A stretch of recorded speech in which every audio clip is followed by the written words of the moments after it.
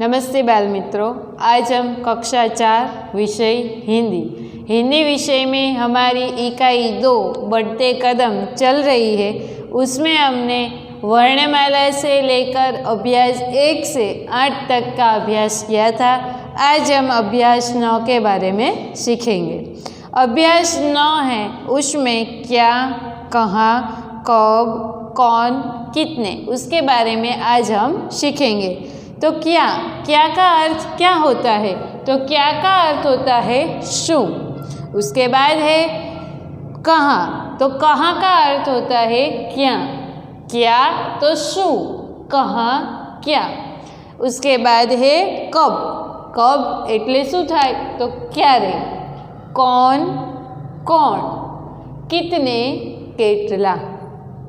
तो यहाँ पर जो प्रश्नवाचक शब्द है वो हमें दिए गए हैं कि हम गुजराती में बोलते हैं कि हमें यह चीज़ चाहिए। हिंदी में बोलते हैं कि आ वस्तु मारे જોઈએ છીએ, तो उसको क्या बोलते हैं? तो हमें यह चीज़ चाहिए। यह कौन है, आ कौन छे। આપણે હિન્દીમાં કેવું હોય તો આપણે પૂછી શકીએ કે यह कौन है, ગુજરાતીમાં કહીએ કે આ કોણ છે। यह क्या चीज़ है, आ शू वस्तु छे। क्या એટલે શું, कहाँ એટલે ક્યાં, कब એટલે ક્યારે, कौन, कितने એટલે કેટલા। अब यहाँ पर हमें दिया गया है एक चित्र। उस चित्र के आधार पर यहाँ कुछ प्रश्न दिए गए हैं, उसके बारे में आज हम देखेंगे। चित्र के आधार पर जो प्रश्न है उसके उत्तर आप वर्गखंड में होते तो हम आपको पूछते, पर यहाँ पर मैं ही आपको समझा कर मैं ही बोलती हूँ। जैसे कि यह क्या है, तो यह गाय है। पर ऐसे ही हम पूछ सकते हैं कि बादल कहाँ है, तो बादल आकाश में है। या फिर ऐसे हम ये भी पूछ सकते हैं कि आकाश में क्या है, तो आकाश में बादल है। मोर कहाँ है, तो मोर पेड़ के नीचे है या घर के नज़दीक है। वे ऐसा भी उत्तर हम दे सकते हैं। चित्र में कितने पहाड़ है, कितने पर्वत है, तो इसमें 2 पर्वत है। यहाँ पर हमने कुछ प्रश्न देखे, वैसे ही यहाँ पर आपकी पाठ्य पुस्तक में भी कुछ प्रश्न दिए गए हैं, उसके बारे में देखते हैं। बंदर कहाँ है, बंदर यानी वांदरो क्या छे, कहाँ एटले क्या। बंदर कहाँ है, वांदरो क्या छे, तो बंदर कहाँ है, तो पेड़ के ऊपर, वृक्षनी ऊपर यानी पेड़ के ऊपर। वृक्ष को हिंदी में बोलते हैं पेड़। यानी बंदर कहाँ है, बंदर पेड़ के ऊपर है, बंदर पेड़ के ऊपर है। दूसरा प्रश्न है गाय कहाँ है, तो चित्र में हम देख सकते हैं कि गाय पेड़ के नज़दीक भी है और पेड़ के नीचे भी है। गाय लड़की के नज़दीक, पेड़ के नज़दीक, पेड़ के नीचे, किसी भी आप चित्र देखकर आप उत्तर लिख सकते हैं। यहाँ पर हम लिखेंगे गाय पेड़ के नीचे है, गाय वृक्षनी नीचे छे। गाय कहाँ है, गाय पेड़ के नीचे है। उसके बाद तीसरा प्रश्न, मोर कब नाचता है, मोर कब यानी क्यारे, मोर क्यारे नाचे छे, मोर क्यारे नृत्य करे छे। मोर कब नाचता है, तो हम देखते हैं कि मोर वर्षा ऋतु में बादल को देखकर नाचता है। तो यहाँ पर हम लिखेंगे मोर आकाश में बादल को देखकर नाचता है। यहाँ पर हम देखते हैं कि आकाश का चित्र लिया गया है और उसमें बादल भी दिखाए गए हैं, इसलिए हम यहाँ पर लिखेंगे मोर आकाश में बादल देखकर नाचता है। मोर कब नाचता है, मोर आकाश में बादल देखकर नाचता है। उसके बाद है चौथा प्रश्न, बंदर क्या कर रहे हैं? बंदर यानी वांदरो, वांदरा शू करी रह्या छे? क्या कर रहे हैं? क्या का अर्थ होता है शू। बंदर क्या कर रहे हैं? वांदरा शू करी रह्या छे? बंदर उछल कूद, हमने कई सारे बंदर देखे हैं, तो उसको हम देखते हैं तो बंदर कभी एक ही जगह पर स्थिर नहीं बैठते, वो उछल कूद करते ही रहते। इसलिए यहाँ पर बंदर को हम देखते हैं तो एक लटका हुआ है और एक पेड़ पर बैठा हुआ है, इसलिए हम इसका उत्तर लिखेंगे बंदर क्या कर रहे हैं? तो बंदर उछल कूद कर रहे हैं। बंदर क्या कर रहे हैं? बंदर उछल कूद कर रहे हैं। उसके बाद है 5वां प्रश्न, पेड़ पर कितने बंदर है? वृक्ष है, एना ऊपर कितला वांदरा छे? पेड़ पर कितने बंदर है? तो हम देख सकते हैं एक लटका हुआ और एक बैठा हुआ, यानी 2। तो पेड़ पर 2 बंदर है। पेड़ पर कितने बंदर हैं? पेड़ पर 2 बंदर है। उसके बाद है 6ठा प्रश्न, बंदर आपस में क्या बातें कर रहे होंगे? यहाँ पर एक सामान्य सा प्रश्न दिया गया है कि 2 बंदर बैठे, उसको देखकर हमें बताना है कि दोनों ही कुछ बातें कर रहे हो, बातें क्या कर रहे होंगे। आप अपने मन से भी लिख सकते हैं कि दोनों क्या बातें कर रहे होंगे। तो यहाँ पर हम लिखते हैं कि बंदर आपस में बातें कर रहे होंगे कि यहाँ से हम दूसरी किस जगह जाए कि वहाँ हमें खाने को फल मिले, या फिर यहाँ से हम दूसरे किस स्थान पर जाए कि जहाँ पर हमें चैन से रहने को स्थल मिले। तो यहाँ पर हमने लिखा है कि बंदर आपस में बातें कर रहे होंगे, हमको फल कहाँ खाने को मिलेंगे? हमको फल कहाँ खाने को मिलेंगे?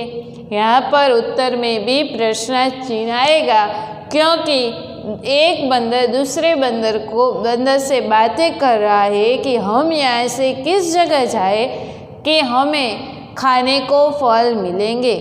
बंदर आपस में बातें कर रहे होंगे, हमको फल कहाँ खाने को मिलेंगे। उसके बाद है 7वां प्रश्न, लड़की गाय से क्या बातें कर रही होगी? लड़की है, वह गाय के पास खड़ी है, तो लड़की गाय से क्या बातें कर रही होंगी? तो लड़की है, वह गाय से बातें कर रही है कि तू चरने जा, मैं बाद में तुझे रोटी खिलाऊंगी। इसके अलावा भी चल हम दोनों चरने जाते हैं, हम जंगल में जाते हैं। ऐसे कोई भी उत्तर आप यहाँ पर अपने मन से उत्तर यहाँ लिख सकते हैं। लड़की गाय से क्या बातें कर रही होगी? लड़की गाय से कह रही होगी अभी तू चरने जा, बाद में એટલે થોડી વાર પછી, અને મેનો અર્થ થાય હું, तुझे रोटी खिलाऊंगी, हूँ तने रोटली खवड़ावीश। लड़की गाय से कह रही होगी अभी तू चरने जा, बाद में मैं तुझे रोटी खिलाऊंगी। 8वां प्रश्न, गाय के पास कौन है? वह क्या कह रही है? वह क्या कर रही है? गाय के पास कौन है? तो हमें पता है कि गाय के पास लड़की है। वह क्या कर रही है? तो वह हम देख सकते हैं कि उसकी जो गर्दन है, गला है, उसके ऊपर हाथ रखकर खड़ी है। तो यहाँ पर हम लिखेंगे कि गाय के पास लड़की है, वह गाय के गले पर, जो उसका गला है उसके ऊपर हाथ पसारती है, यानी हाथ पंपाड़े छे ने वाल करे छे। गाय के पास लड़की है, वह गाय के गले पर हाथ पसारती है। तो यहाँ पर हमने अभ्यास न देखा, उसके बारे में हम फिर से एक बार देख लेते हैं। क्या यानी शू, कहाँ यानी क्या, कब, क्यारे, कौन कौन, कितने यानी केटला। चित्र देखकर प्रश्नों के उत्तर लिखिए। उसमें एक उदाहरण दिया गया है, नमूना दिया गया है कि यह क्या है, तो यह गाय है। बंदर कहाँ है, बंदर पेड़ के ऊपर है। गाय कहाँ है, गाय पेड़ के नीचे है। मोर कब नाचता है, मोर कब नाचता है, मोर आकाश में बादल देखकर नाचता है।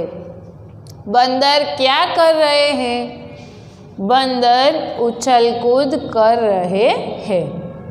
पेड़ पर कितने बंदर हैं, पेड़ पर 2 बंदर हैं।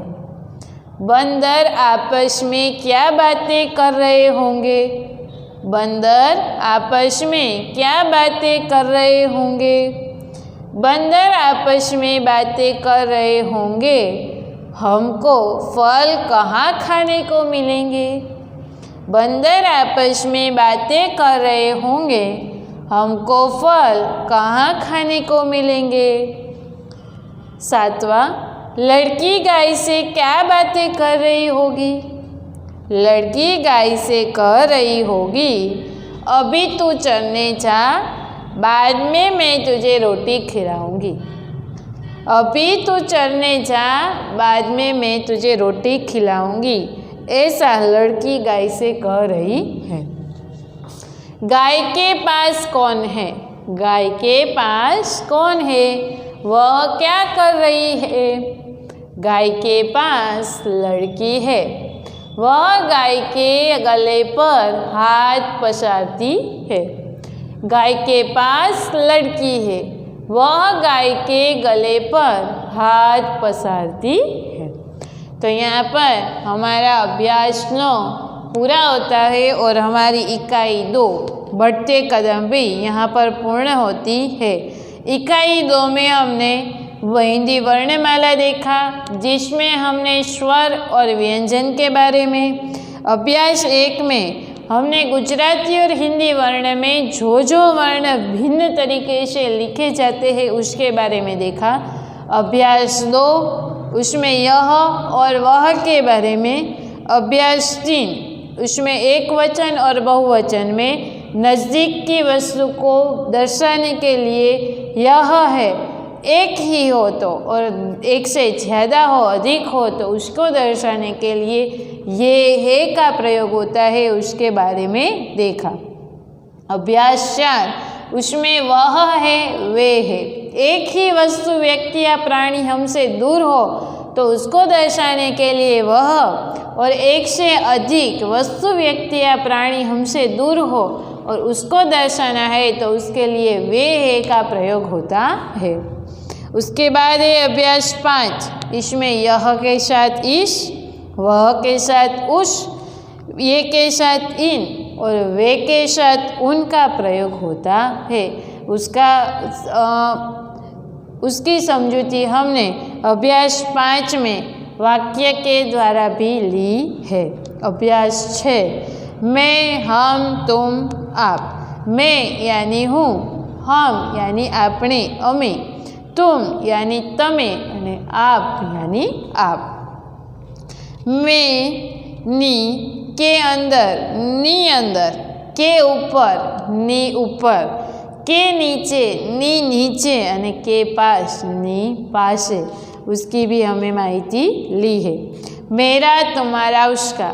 मेरा यानी मारू, उसका यानी तेनु અને तुम्हारा यानी तेमनु। उसके बाद अभ्यास 9 जिसमें हमने क्या यानी शू, कहाँ यानी क्या, कब यानी क्या रे, कौन यानी कौन और कितने यानी केटला, उसके बारे में हमने देखा। तो इकाई 2 बढ़ते कदम में हमने तो कि नज़दीक की वस्तु, दूर की वस्तु, एक अनेक को दर्शाने के लिए किस किस शब्द का प्रयोग होता है उसके बारे में आज हमने देखा। तो यहाँ पर इकाई 2 बढ़ते कदम पूर्ण होती है।